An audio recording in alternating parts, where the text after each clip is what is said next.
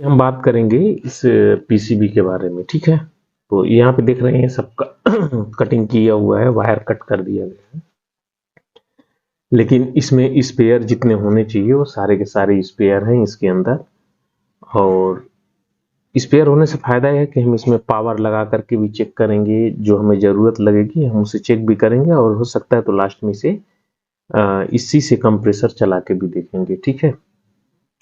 मजबूरी ये रहती है कि अपने पास जो पीसीबी आती है उसका इंडोर सबका नहीं रहता है, तो कुछ ना कुछ अरेंज कर लेंगे, नहीं होगा तो हम इसको डायरेक्ट जो है कोड से यानी ड्राइव से चलाएंगे। तो चलिए पहले ये समझते हैं कि इसमें बाहरी जो जुड़ने वाला पार्ट है वो क्या क्या है। तो पहले तो हम यहाँ पे जो एसी इनपुट देते हैं, जैसे कि मालूम है कि जो भी एसी इनपुट होती है वो सबसे पहले जो है फ्यूज के जरिए ही इंटर होती है, और इस फिल्टर के जरिए आगे बढ़ती है, इसको फिल्टर करते हुए लेके जाते हैं आगे की तरफ। तो अगर इसके डायग्राम की बात करेंगे तो डायग्राम कल से खींचना शुरू करेंगे, आज जो है देखते हैं टाइम के हिसाब से चलेंगे। तो इसमें जो है बाहरी दूसरा जुटने वाला कम्युनिकेशन है, और कम्युनिकेशन सबसे बड़ा जो है अगर ये मैं बोलूं कि 50% तो कोई बहुत वो नहीं होगा, 50% ऐसा होता है कि बहुत से टेक्नीशियन को ये समझ नहीं आता है कि आखिर ये हम चेक कैसे करें, खराबी क्या है। तो जो तरीका मैं इस्तेमाल करता हूँ उस तरीके से आप करेंगे तो बहुत आसानी से इसे आप पकड़ सकते हैं, उसे समझ सकते हैं और रिपेयर भी कर सकते हैं। इसमें कभी कभी ऐसा होता है, जैसे मैंने बोला कि हमारे पास आउटडोर और इंडोर अलग अलग मतलब मैच नहीं होते हैं, तो उस कंडीशन में यहाँ पे कम्युनिकेशन अगर जो नहीं होगा, हमें जो बाहरी जो चेक करने का तरीका होता है, बहुत से वीडियो में आपने देखा होगा या बहुत से लोग बताते हैं कि एक हम निगेटिव पे रखेंगे और दूसरा प्रोब जो है इस कम्युनिकेशन पे रखेंगे तो हमारा जो है फ्लैक्चुएट करता हुआ मिलेगा। तो ऐसा नहीं है, फ्लैक्चुएट करता हुआ भी मिलेगा लेकिन कम्युनिकेशन नहीं होगा। यदि इंडोर और आउटडोर दोनों अलग अलग हो जाएं तो सिग्नल एक ही तरफ का सिग्नल आता है, और जैसे आप ये समझ लीजिए कि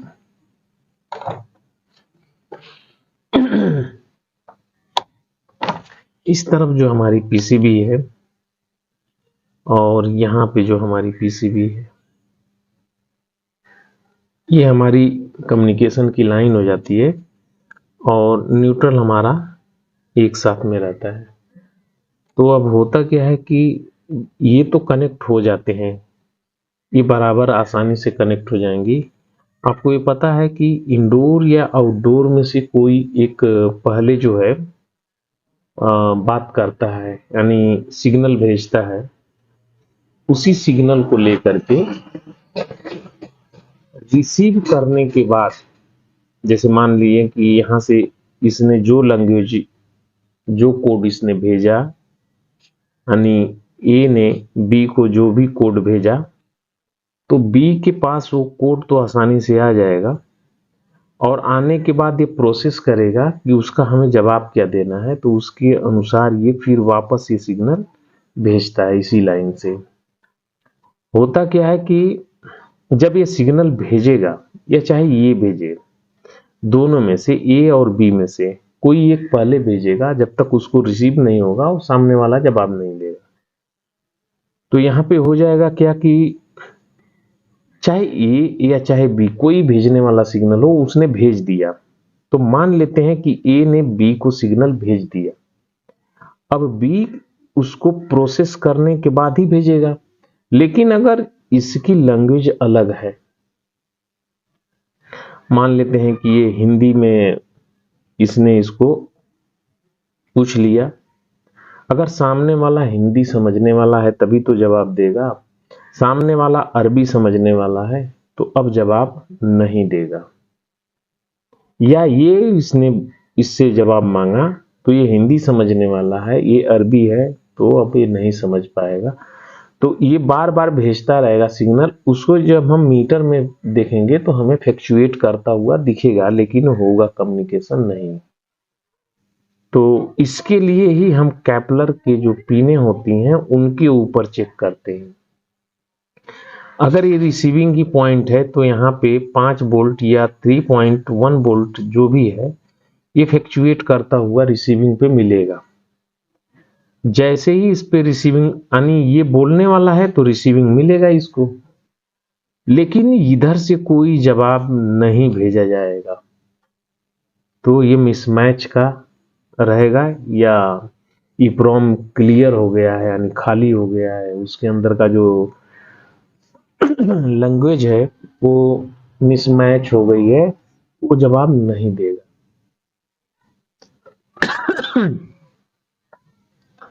ऐसे ही देखिए बहुत से तरीके हो सकते हैं, तरीका बहुत सा हो सकता है कम्युनिकेशन का। इसमें जो है 2 कैपलर लगा करके होता है। कहीं कहीं पे देखेंगे आप तो एक आईसी लगा दी जाएगी और उसी के जरिए कम्युनिकेशन होता है। तो जैसे जैसे आगे बढ़ेंगे वैसे वैसे इसमें जो है बढ़ते जाता है।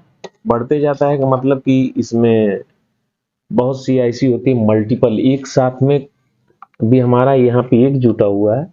बहुत से ऐसे सिस्टम मिलेंगे कि एक ये 2 तारें जो है अलग अलग सिस्टम को जाएंगी।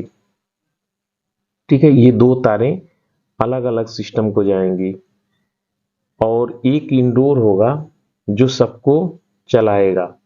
तो इसमें 1 2 3 4 5 6 7 8 9 10 हो सकती हैं। 10 को एक ही ऑपरेट करेगा।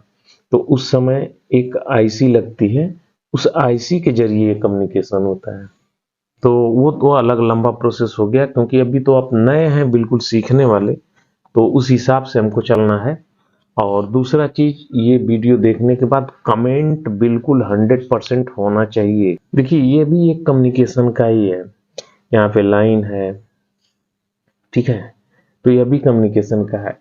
मैं बार बार बोलता हूँ कि देखिए समझने वाली बात यह है कि यहाँ पे जो ये लगा हुआ है, ठीक है, इसे आप देखेंगे तो ये है क्या, ये लाइन यहाँ पे डायरेक्ट आ गई है और इस तरफ से जो है ये जा रही है, यानी कम्युनिकेशन साइड से ये जा रही है। तो यहाँ पे स्वाभाविक है कि इसके अंदर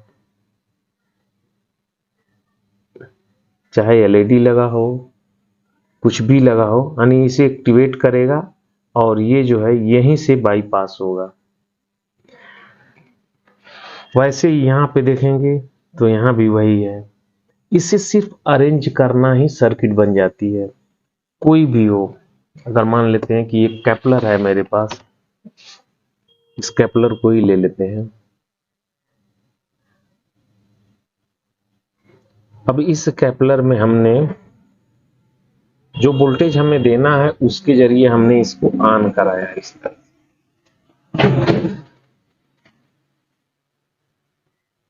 तो यहाँ पे 20 वोल्ट ही क्यों ना हो, वो 20 वोल्ट इधर से हमारा जो फ्लो होने होगा ही होगा। ठीक है, मान लेते हैं कि यहाँ पे बल्ब है, एलईडी है, कुछ भी है। तो जैसे ही ये यहाँ पे सिग्नल आएगा ये ऐसे पास हो जाएगा। सारे जगह पे देखेंगे तो वही चीज तो होता है, कुछ होता तो है नहीं। और इसी को मेन समझना होता है।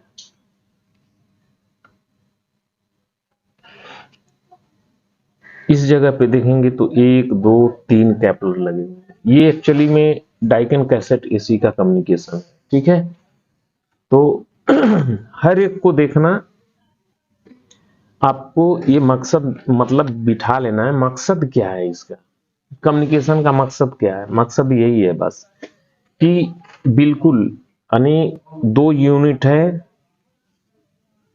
यहां से यहां तक हमें कोई सिग्नल भेजना है, बिना कोई कंटिन्यूटी के आसानी से एमसीयू के पास से सिग्नल निकले, दूसरे एमसीयू के पास चला जाए, इसके पास से इसके पास आ जाए। अब वो कम्युनिकेशन का तरीका कई तरह से हो सकता है। ट्रांसफार्मर से हो सकता है, एसी से हो सकता है, यानी एसी लाइन का डायरेक्ट एसी टू एसी ही हो सकता है, डीसी भी हो सकता है। और सबका मकसद एक ही है कि हमें भेजना क्या है। आपको पता है कि कोई भी सिग्नल होता है उसे 0101 में ही भेजा जाता है। तो वैसे ही अगर कोई सिग्नल है, मान लेते 01101, तो इतना सिग्नल भेजना है। अब ये सिग्नल का इसमें डिकोड होगा, यानी यहाँ से जो कोड बना के भेजेगा। तो अगर मान लेते हैं कि यहाँ पे है, तो देखिए ये बनेगा इस तरह से। तो ये 2 है तो 2 ऑन रहेगा ऐसे, फिर इसके बाद 0 है, ऑफ हुआ, फिर इसके बाद ऑन हुआ। तो ये इसका भी अगर देखेंगे तो ऐसे ये सिग्नल जाएगा, यानी एक लंबी और इस तरह से 0 ये वाला। तो ऐसे ही बस इसके अंदर जा करके डिकोड होता है। डिकोड होने का मतलब है कि इस कोड को इसमें देखा जाता है। और देखा क्या जाता है, कुछ ऐसा नहीं है। हमारा कोई भी एमसीयू होता है, मान लेते हैं कि यहाँ पे हम सेलेक्ट करते हैं ना हर एक चीज को। वॉशिंग मशीन के पीसीबी में देखो, तो हम इसको करते हैं कि 2 बार दबाते हैं, या कोई बटन को स्टार्ट 1 बार दबा दिया, या 2 बार दबाते हैं। तो हम हमारा जो पानी का सेलेक्टर होता है, पानी का सेलेक्ट करने वाला ये ऊपर लाइट, तो कभी ये जलती है, फिर ये जलती है, फिर ये जलती है, तो हम सेलेक्ट करते हैं पानी का। वैसे ही इसमें रहता है, और सेम वही चीज यहाँ है। इस कोड को यदि इस पे भेज दिया जाए, ठीक है, इस पे भेज दिया जाए, तो ये जो है ऑन हो जाएगी। यानी इसे आप इस तरह से भी समझिए कि यदि ये कोई हमारी आईसी है और यहाँ पे 1 2 3 4 एलईडी है क्रम से, अब यदि हम इस स्विच को, हमने क्या किया, इस स्विच को हाई कर रहे हैं ना, ये हाई कर रहे हैं या लो करेंगे, 2 ही कंडीशन बनती है। या तो किसी एमसीयू के पिन को हाई करने से काम होता है, या तो लो करने से काम होता है, यानी इसको ग्राउंड करने से काम होता है, या तो पॉजिटिव देने से काम होता है। तो यहाँ पे जब हम एक बार स्विच को दबाएंगे तो ये लाइट जलेगी, ये वापस दबाए तो ये वाली जलेगी, ये बंद हो जाएगी। तो कैसे यहाँ पे हुआ, ठीक वैसे ही हमने अगर जो यहाँ पे सिग्नल दे दिया, इस जगह पे हम जितना बार हाई लो कर रहे हैं, वही कोड यहाँ पे बनता है। जैसे मान लेते हैं कि हमें ये वाली लाइट जलानी है, पिछली वीडियो में आपको डिस्प्ले में बताया था। तो डिस्प्ले में कैसे ठीक जलाने के लिए, यानी इस वीडियो को आपने देखा था, तो इस वीडियो को हमने देखा था कि हमने यहां से करके एक कोड को पास किया, तो इसमें से कोई भी एलईडी जला सकते थे।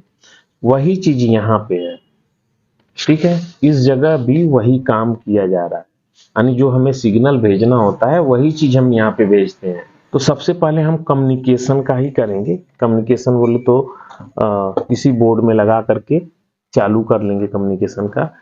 अब एक आप ये देखिए कि यहाँ पे हमारे पास जो बोर्ड लगा हुआ है, इसमें देखेंगे तो इस बोर्ड में, यानी कैरियर का ये बोर्ड है तो ये यूनिवर्सल। तो यहाँ पे देखिए कि आईपीएम है, आईजीबीटी, डायोड, ब्रिज डायोड, ये सारी चीज तो आप जानते ही हैं। अगर हाँ कमेंट करना जरूरी है, कमेंट करेंगे तो हम उस हिसाब से आपको अरेंज कर लेंगे। यानी मेरा काम है वो, अगर आपको नहीं पता चलेगा, ये ज्यादा हार्ड पड़ेगा, तो हम दूसरे वाले सेक्शन में कर देंगे। तो उसमें भी 0 से ही चल रहा है, तो वहां पे रहेंगे तो अच्छा रहेगा। यहाँ पे देखिए वही जो काम इसके अंदर हो रहा है, वही काम अब इसके अंदर है। इसमें क्या है, आईपीएम, IGBT और रेक्टिफायर, ब्रिज रेक्टिफायर। इसमें कैपेसिटर नहीं है, ये भी बोर्ड पूर्ण रूप से संतुलित है। इसको हम चला के दिखाएंगे और ज्यादा कुछ इसमें नहीं हम इस्तेमाल करेंगे, इसको सिर्फ इतने ही सप्लाई से इसे ऑन करेंगे और इसका भी ड्राइव बनाएंगे, यानी इससे कोशिश करेंगे ड्राइव बना करके चलाने की। तो कुछ चीज है इसमें कि जैसे इस बोर्ड की बात करते हैं, इसमें तो जब तक हम चला नहीं लेंगे तब तक तो कहना उचित नहीं है, लेकिन ये वाले बोर्ड में आपको देखिए कुछ चीज होगा कि जैसे ये कुछ समय के लिए चला और बंद हो गया, तो हम कहते हैं कि इसमें जो 6 IGBT की जो पल्सें जाती हैं, ठीक है, IPM के लिए जो 6 पल्सें जाती हैं, इसको अगर हम चेक करना चाहें तो हम नहीं चेक कर पाएंगे। उसके पीछे का कारण ये है कि जब तक ये ऑन नहीं होगा और MCU सिग्नल नहीं भेज रहा है, यानी MCU जब तक यहाँ से सिग्नल नहीं भेजेगा तब तक तो हमें यहाँ पे वोल्टेज नहीं मिलने वाले हैं। तो ये तो नहीं हो सकता है, संभव नहीं है। इसमें जो है IPM को समझना, कमेंट जरूरी है, कमेंट करेंगे तो हम IPM पे पूरा सिर्फ IPM को ही पहले समझा लेंगे। वैसे तो बहुत से लोगों को पता होगा, IPM के अंदर बहुत ही बोलते हैं कि इसके अंदर कोई ज्यादा कुछ तो है नहीं, है कि 6 पिने हैं। ध्यान से सुन लीजिए, 6 पिने हाई लो की होती है। इसके बाद जो है इसमें एक VCC होती है, यानी 15 वोल्ट की सप्लाई देते हैं, एक ग्राउंड होती है, एक FO वोल्टेज है, एक CS वोल्टेज है, एक ये है, और इधर के लिए बोलें तो UVW के लिए निकलने वाली है, 3 ग्राउंड है और एक पॉजिटिव है। ये तो सिंपल है, लेकिन कब क्या होगा जब उस पे वोल्टेज में परिवर्तन होगा जानना तो ये है। इस IPM के अंदर या किसी भी IPM के अंदर किस पे वोल्टेज कब कितना रहेगा तो ये काम करेगी, कब रहे ज्यादा होगा तो नहीं काम करेगी, उसका परिणाम कौन सी पिन पे पड़ता है ये भी तो जानना जरूरी है। तो अगर ये जानकारी है तो आप आसानी से पता लगा सकते हैं, नहीं तो फिर वही होगा कि IPM बदल लिए नहीं चालू हुआ। तो ये हुआ, हम शुरू करेंगे इसमें जो है कम्युनिकेशन से, ठीक है। कम्युनिकेशन पे मेरे जहां तक अनुमान है कि कम्युनिकेशन पे ही थे, तो कम्युनिकेशन से ही शुरू करेंगे। अब कम्युनिकेशन का यहाँ पे सिर्फ 4 जो है, तो हम इसको पहले एक कमेंट जरूरी है, कमेंट करेंगे तो, कमेंट नहीं करेंगे तो कोई मतलब नहीं बनता है। और देखिए मेन चीज कमेंट आपका बहुत जरूरी है। कमेंट करने से हमें आइडिया मिलता है कि हमें इस पे चलना है। तो कई लोगों का ये था। दूसरा एक था DSO पे जो बात करनी थी कि DSO सेटिंग का, ठीक है, DSO का मतलब DSO की वीडियो, फुल वीडियो चाहिए थी कि कैसे काम करेगा, ठीक है। तो हम DSO पे भी वीडियो यानी कल वो भी कर लेंगे, तब तक आप लोग का कमेंट भी आ जाएगा। तो हम DSO पे बोले तो बड़े और छोटे दोनों पे कर देंगे, ठीक है। तो DSO की वीडियो तो कल मैं शूट कर दूंगा। और रह गई बात इसका कम्युनिकेशन का, तो यहीं से स्टार्ट करेंगे, ठीक है, कम्युनिकेशन से स्टार्ट करेंगे।